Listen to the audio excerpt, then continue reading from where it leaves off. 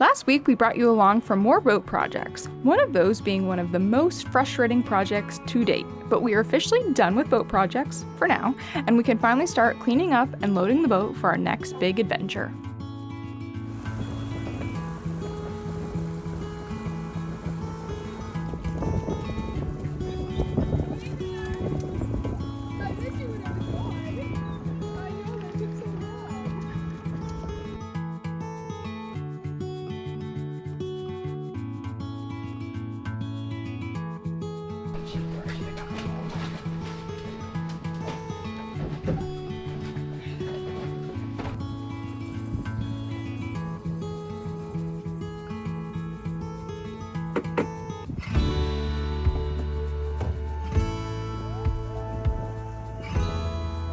Okay guys, all the boat work is officially done. So today is the very first day of a completely new adventure. Let's go!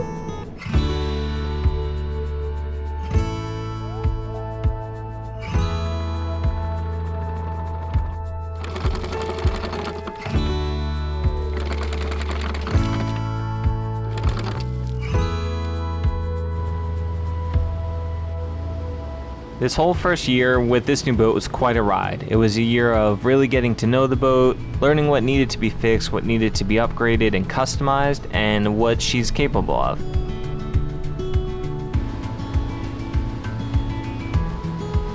Now, after a year, we feel like she's truly home for us. We know her incredibly well.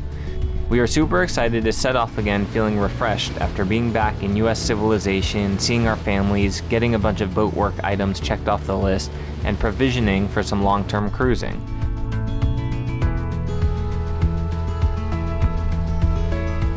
We are going back to some places we've been to before, but we are also looking forward to going to and exploring a ton of new places as well.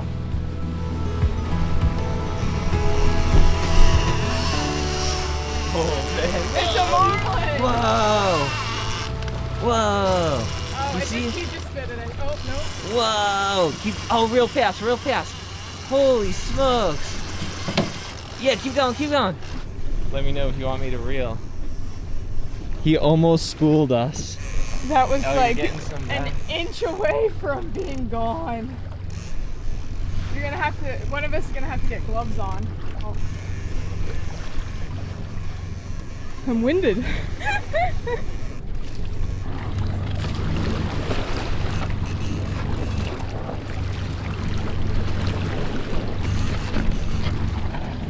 Huge. You are beautiful.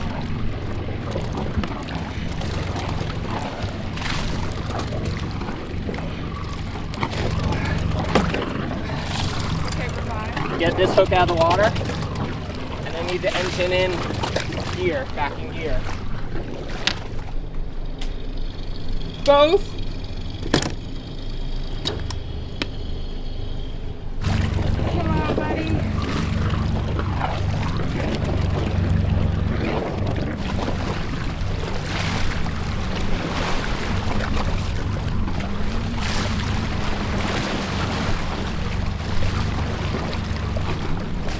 Tail's moving. What? His tail's moving.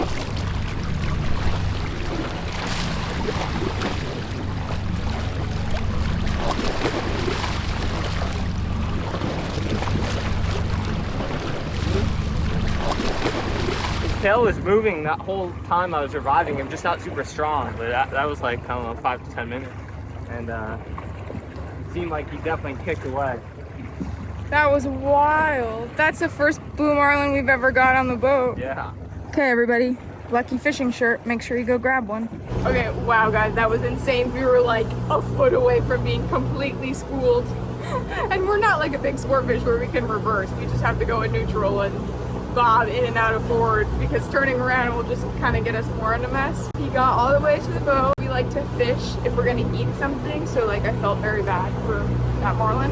But he did swim off on his own, back down to the big depths of the ocean. What are your thoughts there? Yeah, that's crazy. Never caught a fish that big before. He was bigger than you. We never caught a billfish before, like hooked up to him, but never caught him. Man, that was a show, too. Yeah, he just jumped and jumped and jumped. I think I got some good footage of that, I hope. And now we can't put our lines back in because we're almost to the Bahama border, within 3 miles of the Bahamas, and we haven't checked in yet. So no more fishing. There will not be fish for dinner, but we sure did get a show today, and that was exciting. But as it goes on a boat, with every high, there's a matching low. Or at least just something to fix. We're getting a little bit of white smoke out of this exhaust, and that usually means something with water steaming. At the very worst, that means water is getting into the cylinders, but that's probably unlikely. Either a little bit of a clogged sea strainer or possibly the impeller again on this side. That'd be the second time this impeller broke a fin or got messed up on this side. So we're gonna check it out.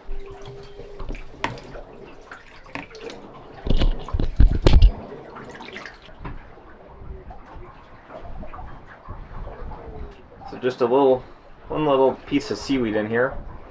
All right, check it out. If you guys have these types of sea strainers, I've had this before.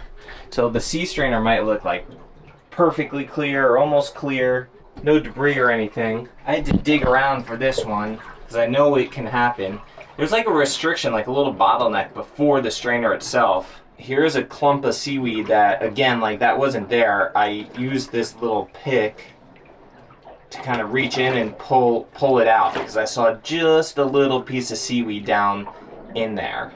So if you guys have these types of sea strainers, you might think that it's a strainer that's clogged, but the strainer looks clear, and then your next obvious thing might be an impeller, when in fact it's not the impeller. It might just be a clog in this bottleneck down here. They use these 90s everywhere. I hate using 90s on a boat. Sometimes it's neater to use 90s, but they create restriction, especially with this lower one. I wish that was just a straight fitting, which I might change it to. So I'm not saying it is the 90, I'm just saying that could be one point of restriction. I'm gonna pull the rest of this seaweed out, and then we'll start the engine and run it a bit, and we'll see if we get any white steam still. So what happens is when we get these restrictions, we just don't get as much seawater flow cooling the engine, and the engine gets a little hot, and then the seawater, after it cools the engine, it's injected into the exhaust, and it helps also cool down the exhaust. So somewhere probably right when it's getting injected into that exhaust, everything's a little hotter than it should be. It kind of steams, and that's what we're seeing come out of the engine. Look at that piece of seaweed. That's a pretty good one. Alright, so I'm not sure, but that very well may have done it. Let's see. Start the engine and see if we don't have to replace the impeller, because that'd be nice.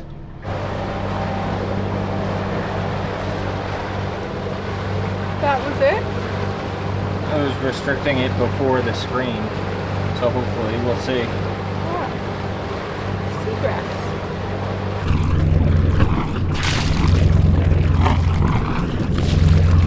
All right, problem solved. Check it off the list.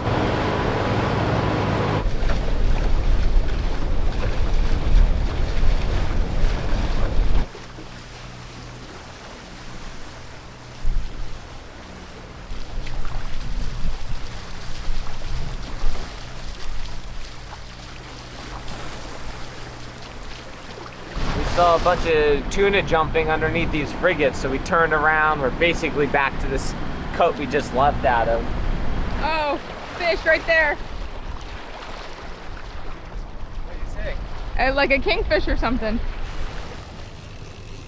What do you got? Tuna. Sweet little blackfin?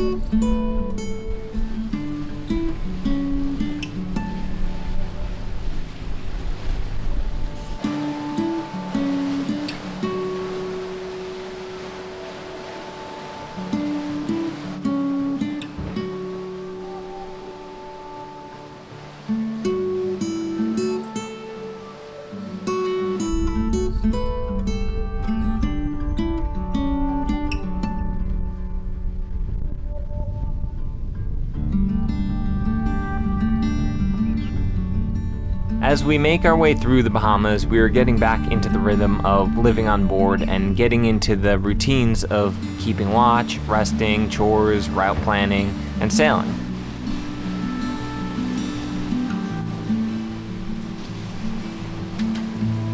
Because while we are just daytime island hopping right now, we will soon be offshore for a few hundred miles. We are also starting to get the feeling that our trolling luck is really starting to change.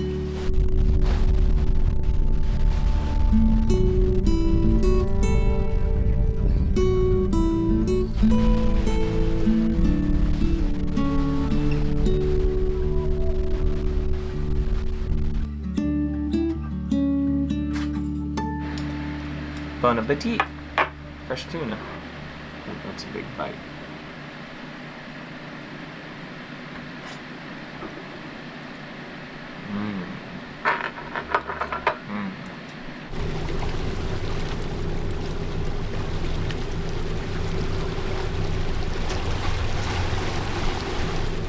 So we have been making our way south from Florida to the Bahamas, making our way down the Bahamas, but we haven't really told you where we're going yet, and that is because we haven't officially made a plan, because we have been dealing with a crazy headache of what is known as insurance. We've been north multiple times, and this year we did want to do something new and different and exciting, and we really wanted to go south to Panama, and we figured that it'd be a good mix to go down the Eastern Caribbean, hit Grenada again, hit the ABCs because we've never done them, and then Panama. So we kind of had that plan set in our head until we started contacting insurances, and we were getting quotes of $20,000 to be insured south of the hurricane belt when our current insurance is $4,000. That's a huge, huge difference, and honestly, we can't afford $20,000 to drop on insurance. And that $20,000 doesn't even cover you in a named or numbered windstorm. And I was told that when you reach out to a broker, only reach out to one, because when they put their feelers out to put you in the market, you will get blocked from other brokers. That could create issues with everyone in general, and then you could get blocked and not get quotes. He was very nice, very knowledgeable, very willing to sit on the phone and chat with me and tell me what to look out for and what not to look out for. But about 3 weeks went by and still no quotes.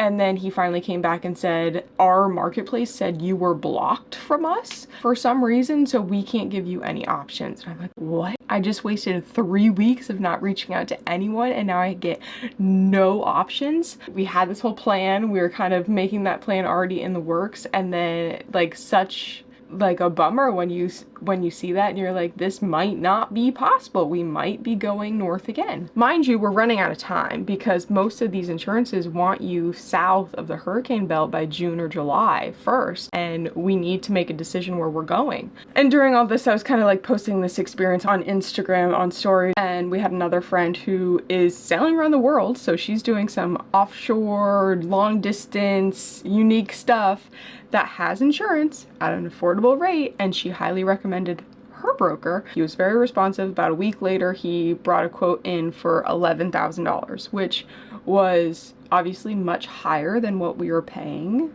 to be north of North Carolina, but we knew it was going to be higher to be south.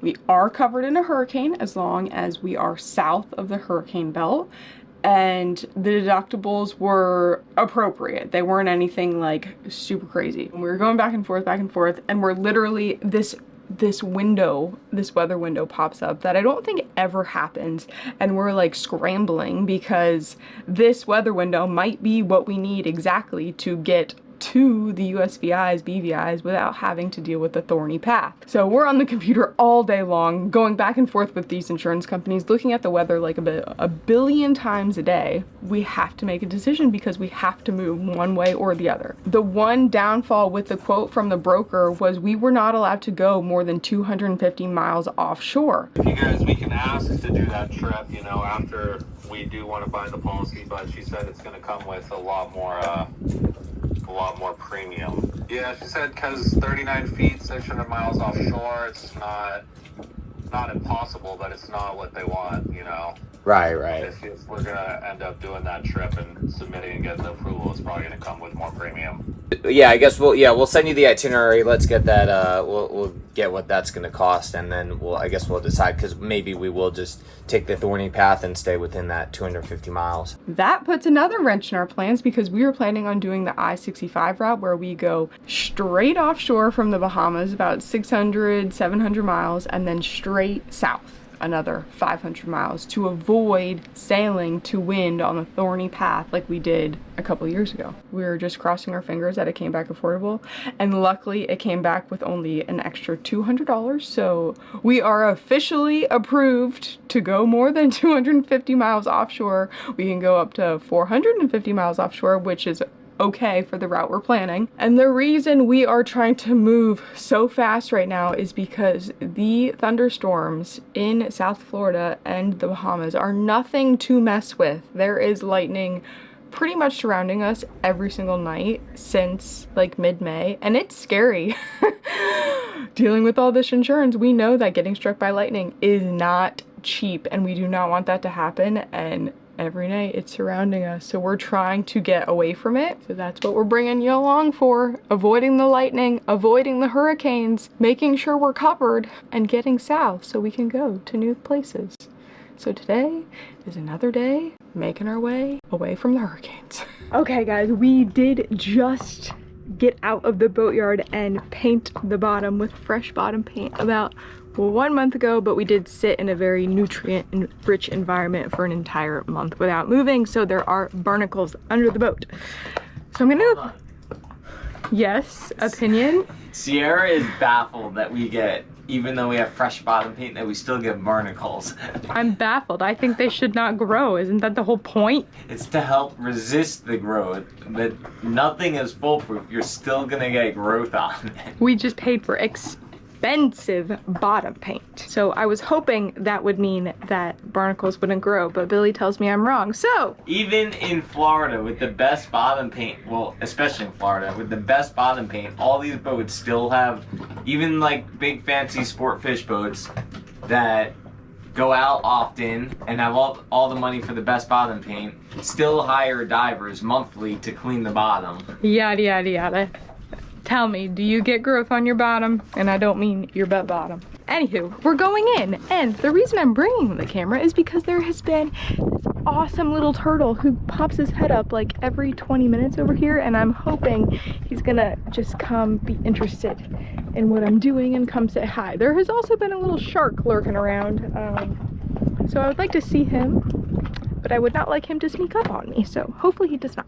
We are about to sail over 1,000 nautical miles, so I figured the cleaner the bottom, the faster we can go, the faster we can be done with that sail. So.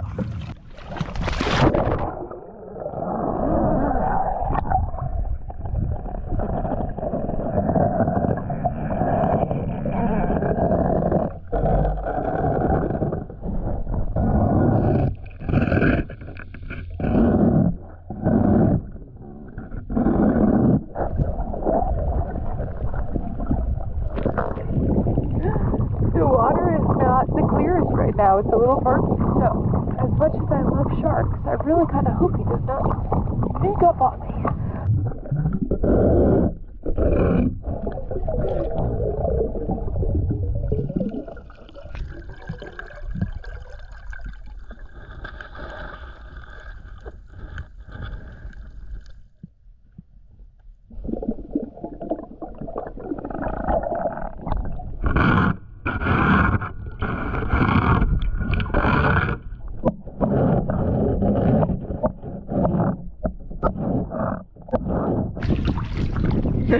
We started with the flat surface.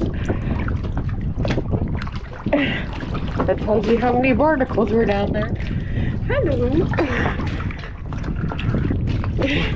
Are you waiting for me to be done? I love you.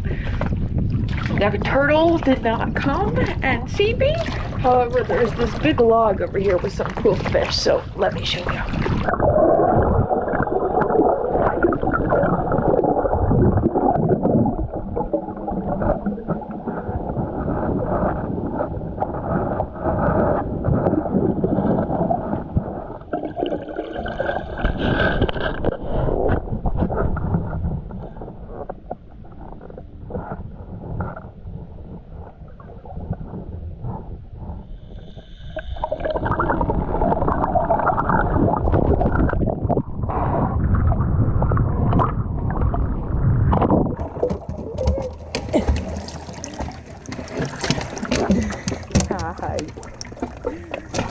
What are you doing? We're doing just, before we go offshore for multiple days at a time, we're gonna do a bunch of maintenance up here. I'm just like lubing up the batting cars, and I'm also putting a little bit of Loctite on all these reef block shackles, just so we don't have any accidents. I don't like to seize these because maybe I could seize them with small zip ties, but I don't have small enough zip ties. And then any wire seizing, I just don't like those, the ends of the pointy wire, like near the sail. So I'll just do a little high strength Loctite in here.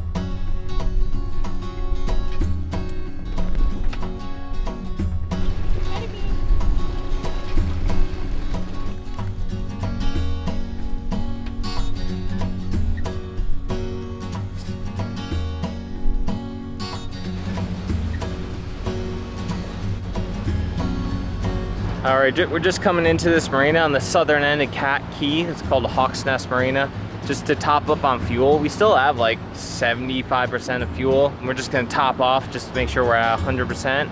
This is kind of one of our last places to do it, or we could stop in Long Island, but this is gonna be better for us. Then we head to the out islands, San Salvador probably after this. A little bit shallow in here. And I know the current rips too, so we're going nice and slow. Shark? The water's so clear. Yeah, look at this spot. This is cool, huh?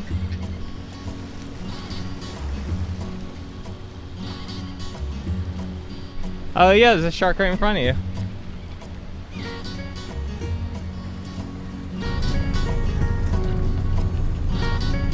Talk loud. I don't. We're kind of far off the hole. Alright, we'll just move the fenders. The things look okay.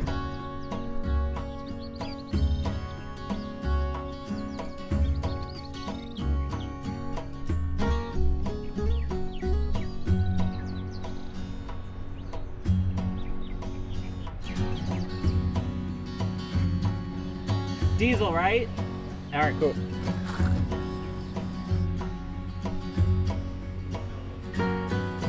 I got it.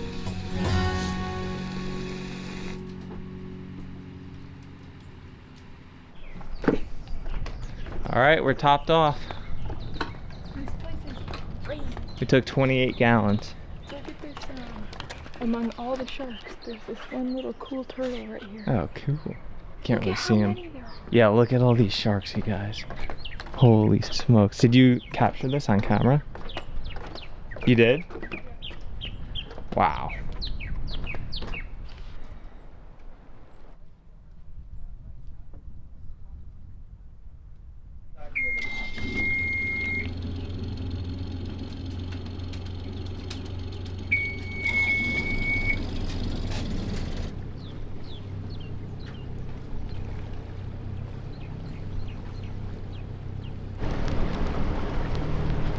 That's a lot of sharks. That's so crazy. They're like little, I don't know. They're like There's a mix. There's nurse, there's reefs, there's lemons.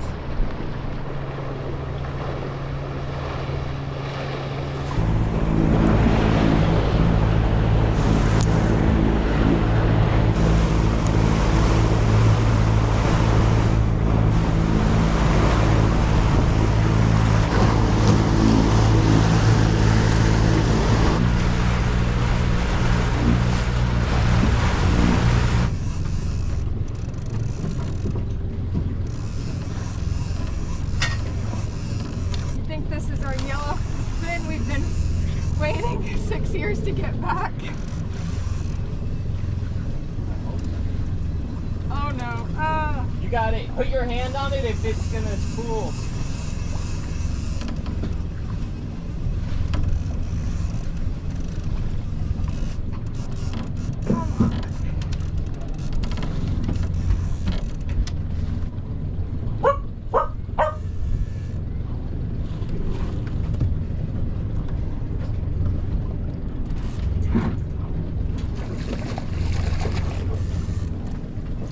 Nice.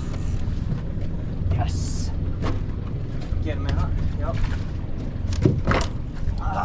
No, come on. Where am I wrapped?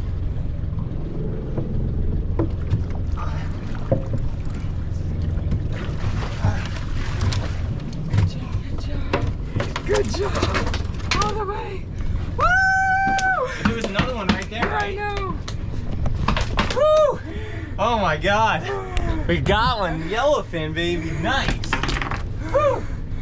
Holy crap. All right. Good job, Mom. I almost messed up that gaffing so bad. You did great. I missed them and then the line got wrapped on the gaff. I thought it was gonna break the line. Man, they're all right here. Woo, this is our first yellowfin on our own boat.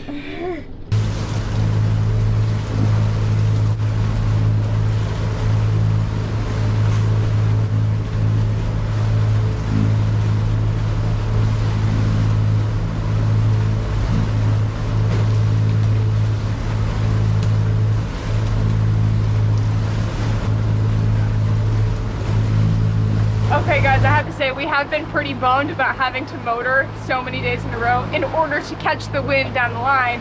However, we catch so many more fish when we're motoring. I think because we can slow down. Yeah. We can slow down right away and we can get control over it rather than running all around trying to slow the boat down, losing pressure because we're slowing and so we're wasting fuel, but we're filling the freezer, guys. So cool. I know you're all probably wondering why on earth we're motoring so much on our brand new sailboat. And as much as it hurts to burn all this fuel now, we're using these light wind days to help us get through the Bahamas so we can hopefully ride the back of this low pressure system and use the northerly and westerly winds that are very uncommon in this area to help us get east. Typically the winds are easterly, which makes trying to get east very difficult and uncomfortable. So we're motoring now to hopefully be able to have a more comfortable offshore sail in the coming days. I don't know if you remember, but on our trip up from Grenada back to Florida like 4 years ago, we had 3 yellowfin tuna on. We lost 2 right away, got one all the way to the boat so we could see what it was, and the line snapped right when it got to the sugar scoop and when we were like getting the gaff ready. Ah, fudge! Dang it! Are you kidding me? Ah! And it was like soul crushing, but not today, my friends. This one is in the boat. How excited are you? Pretty pumped. Also show off your Lucky Fishing shirt. I'm wearing a Mahi shirt. We got a tuna. Officially the Lucky shirt.